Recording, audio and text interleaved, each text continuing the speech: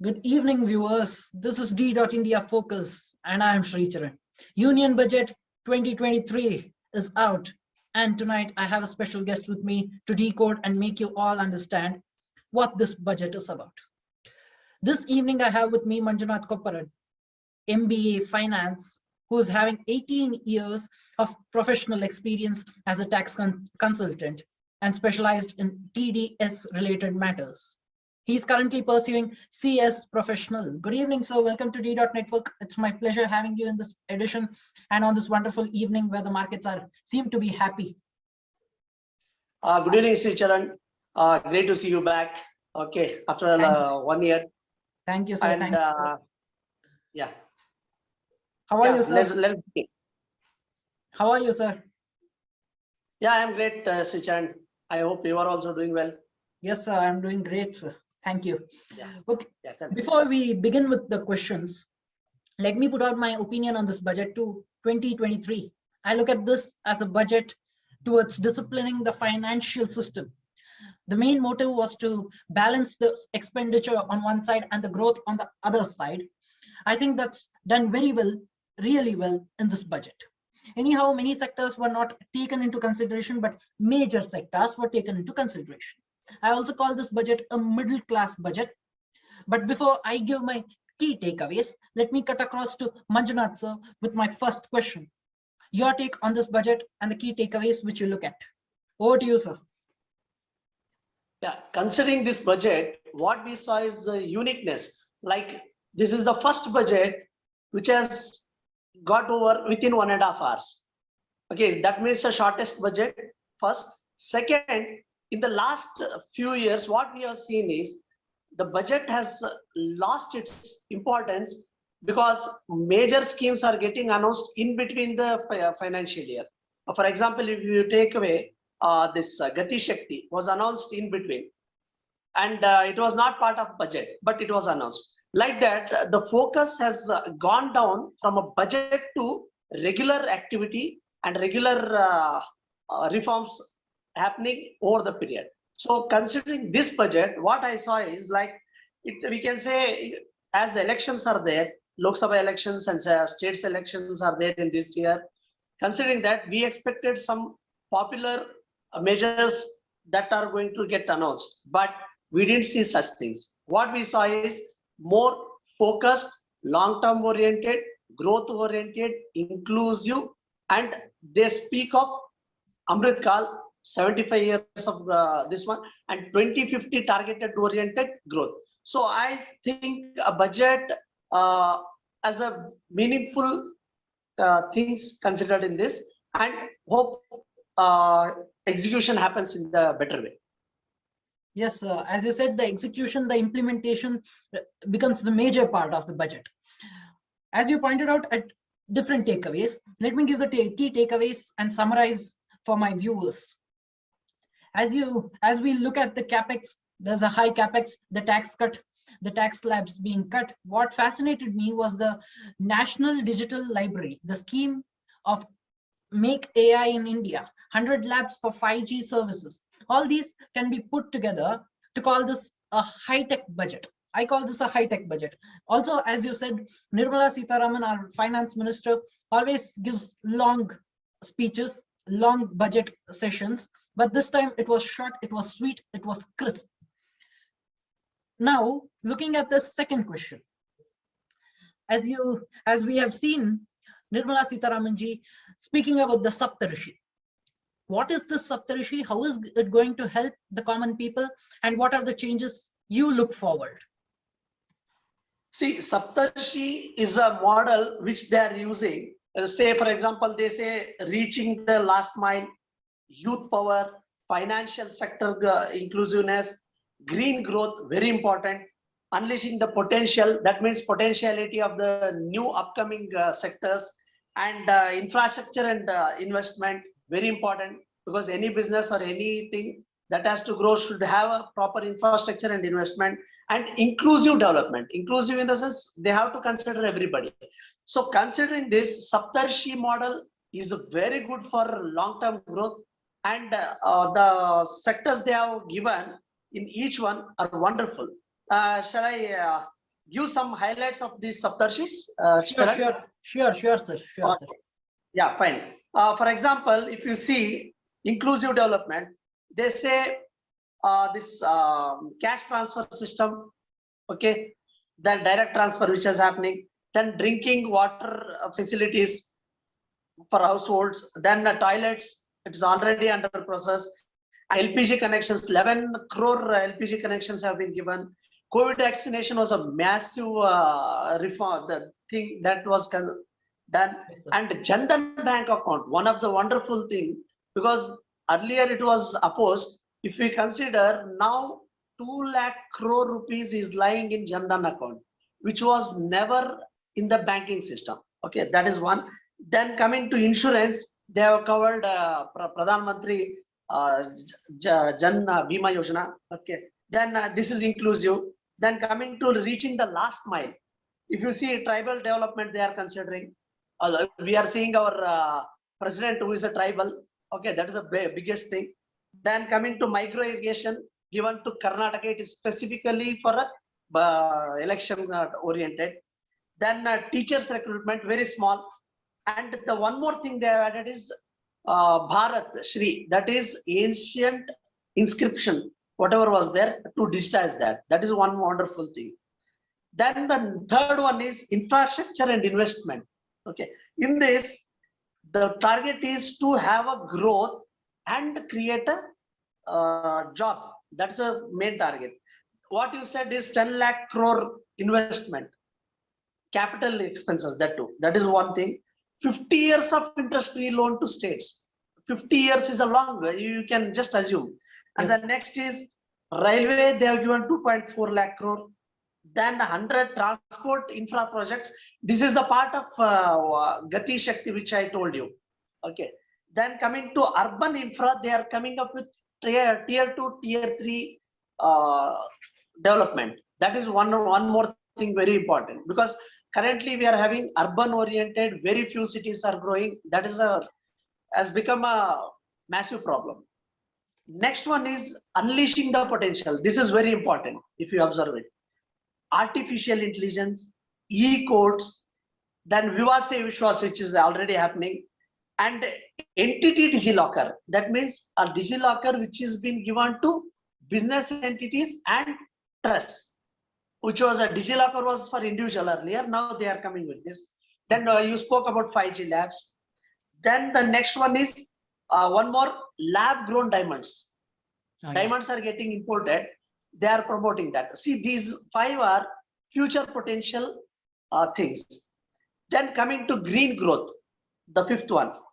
Here they are coming with Pranam Yojana, where alternative fertilizer has to be used.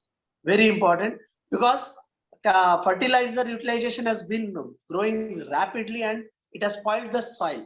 Yes. Okay, if you see Sadhru soil movement also, we can consider, and this is a part of that also. And 500 waste to wealth plants. Very important. This is also one more. 500 waste to wealth. Okay, because waste management has become a bigger mess in cities.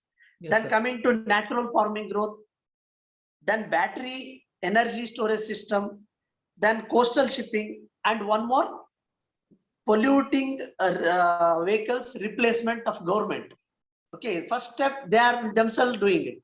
That is one more thing. It has got 2 impacts. One is old vehicles will go up and new vehicles will come in. New vehicles will be partly electrical and partly petrol oriented. So it is a advantageous for this one environment. Next, youth power. Youth are answered by coding, AI, robotics, 3D printing. Okay, these are the new technologies. For that, skill developments are happening, and the boost tourism sector, wherein 50 destinations they are clubbing and introducing package tours for local and international tourists. The next one is Unity Malls. They introduced one district, one product promotion, if you remember. Yes, sir. For that, they are creating a promotional activity. This is the youth. Next, financial sector. I didn't see much changes in financial sector, but they are considering this information registry for efficient lending. Right now already we have this CIBIL, which is taken care for individual lending. Now they are bringing it for entities. Next one is central data processing, wherein company administrative works they are bringing in a better way. Okay, the next one, credit guarantee for MSME. Credit guarantee for MSME has worked very well in the past, and we are, because especially in COVID terms, MSMEs got severely affected. They are increasing that budget to 2 lakh crore. That is very good. Then next one, senior citizens limit of deposits increases from 15 lakh crores to 15 lakh to 30 lakh. So big relief for senior citizen. And they are coming up with some activities on gift IFSC. They are like international markets right now are more focused on Singapore, London, New York, such as. So they want to bring international players to Indian cities and also want to create trained professionals. So considering Saptarshi model, I think the coverage has been good. So I expect it to be a good way of handling the budget. Yes, sir. Yes, sir. Thank you, sir. Thank you for explaining the Saptarishi. It almost consists of the whole budget. The whole budget put into parts becomes the Saptarishi model. That was great. That was a great explanation from you, sir. Now, let me put out the numbers. 10 lakh crores for infra capital investment. 1.5% of the GDP goes to the effective capex. It's increased by 33% compared to the last time. I asked you the same question last time, sir. And this time I repeat the same question when the capital expenditure has furthermore increased. Do you think this capital expenditure, high capital expenditure was required also during a time of recession and inflation across the globe? What do you think about this, sir? Yeah, capex is a very important thing. Like, for example, when a long-term oriented capital expenditure happen, the growth period usually doesn't belong to 1 year. It stretches it so that the people who are into a business or a job or any kind of activity, they can look for a sustainable business or a sustainable activity for 2, 3 years, 5 years, 7 years down the line. So capex gives indirect benefit to many sectors. For example, if you say road infrastructure, if you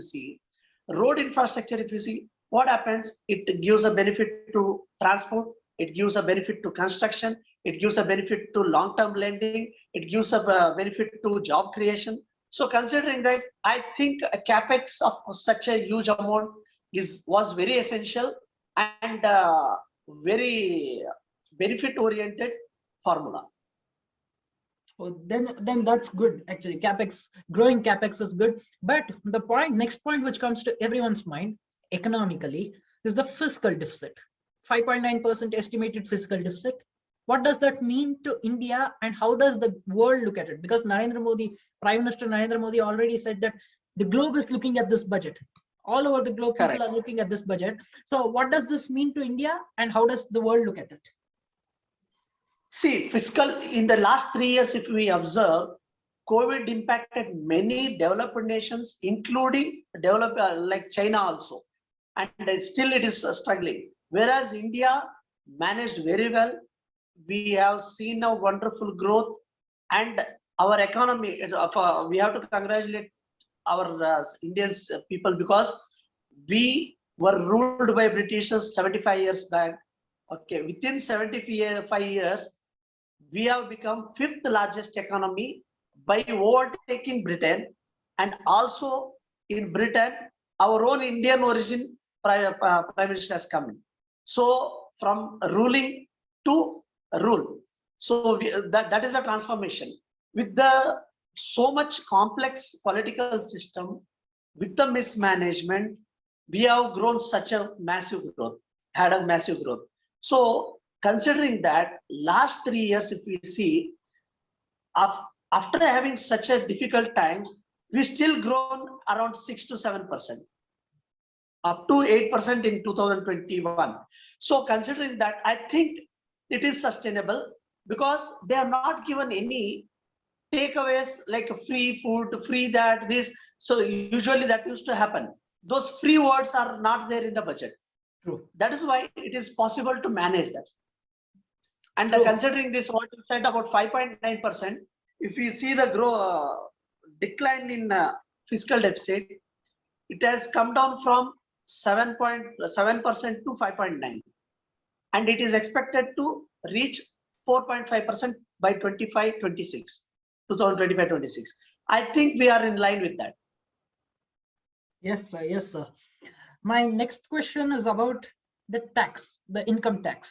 The income tax slabs have been changed. There's a new regime of tax. That's what Finance Minister Nirmala Sitharaman ji said. Now, looking at this income tax slab, until 3 lakhs, the tax rate is nil. And after 3 lakhs to 6 lakhs, it's 5%. After 6 to 9, it's 10%. 9 to 12, it's 15%. 12 to 15, it's 20%. 15 and more, it's 30%. Now, this comes under your sector, sir.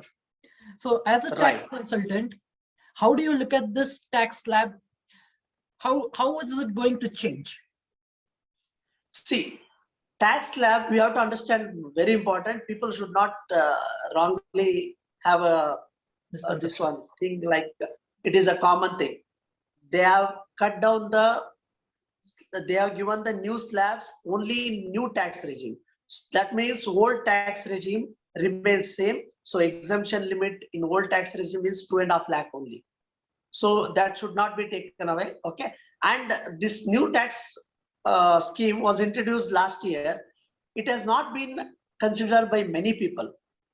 To promote that, whatever we saw in this budget are all to promote the new tax regime, so that the benefits of deduction, rebates, all those things, they want to remove it and bring more people into the taxation system, and with the ease of filing. Okay, that is what has been a target. So considering that earlier new tax regime, how I see is it is beneficial for those who don't have a planned investment methods. See, consider, for example, I'll tell you one thing. In new tax regime, a person who is not investing in SIP or what is called tax saving schemes or LIC or SIP, if they are not doing, for them it is very good, because they are not having any compulsion to invest in particular thing. Here they have an option.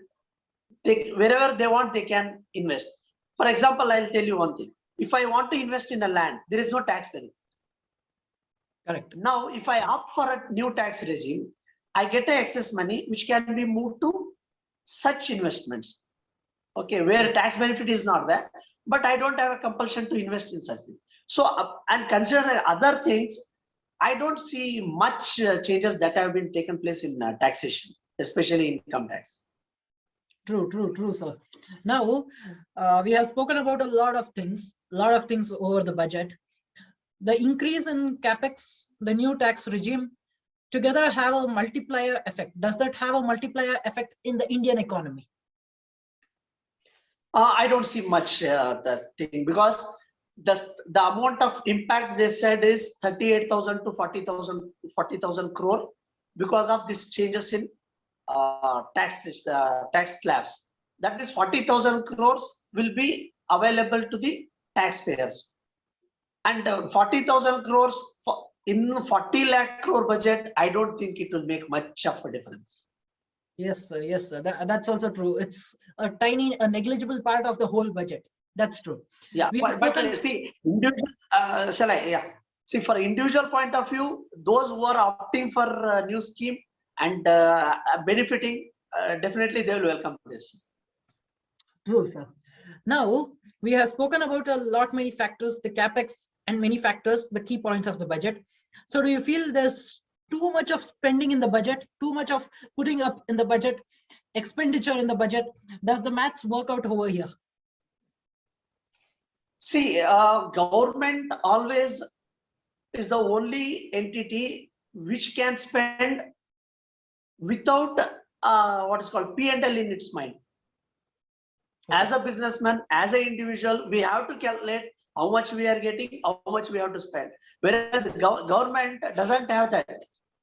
What they have to do is they can spend on a longer term oriented thing and wait for it. As an individual and business entities, that cannot be done. So as expenses has got, I told you last time, like a multiplier effect, there it will come, because always as government spending has an indirect income for many people.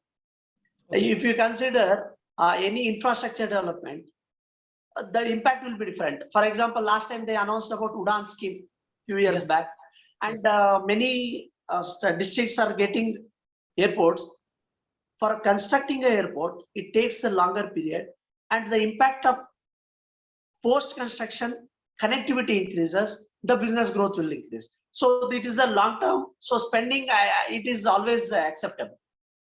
True, sir. True, sir. As you said, 50 additional airports are being brought up. There are a lot many schemes being brought up over here. But my question is, 2.4 lakh crores for railways has been spent.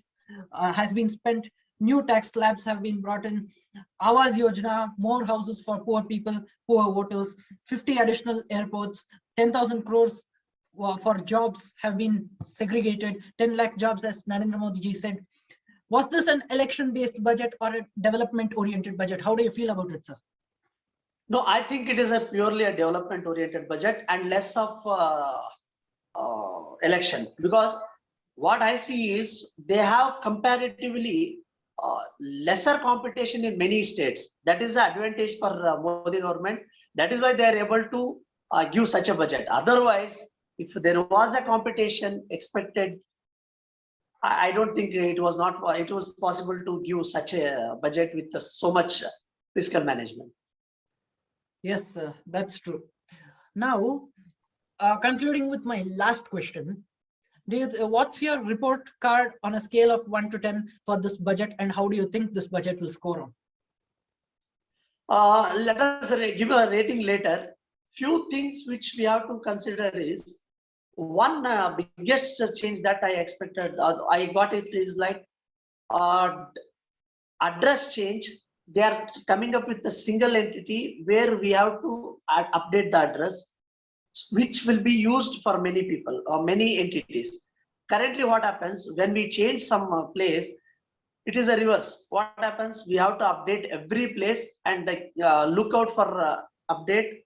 Go to bank update, go to insurance company update, go to mutual fund and update, everywhere. Now they are coming up with some new scheme where a single update has to be done, and later it will be used somewhere else. And one more thing they introduced, like for financial, a PAN will be considered as a major identity, and Aadhaar will be considered as a major identity for individual. So I think these two are very reform-oriented changes that we expect. And the next one, budget, if we see,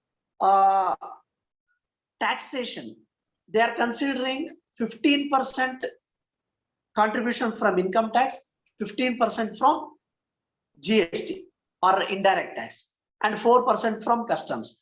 One interesting has happened is, in the last 5 years back, if we see, income tax was contributing 22%, and whereas now indirect tax was only contributing around 13 to 14%.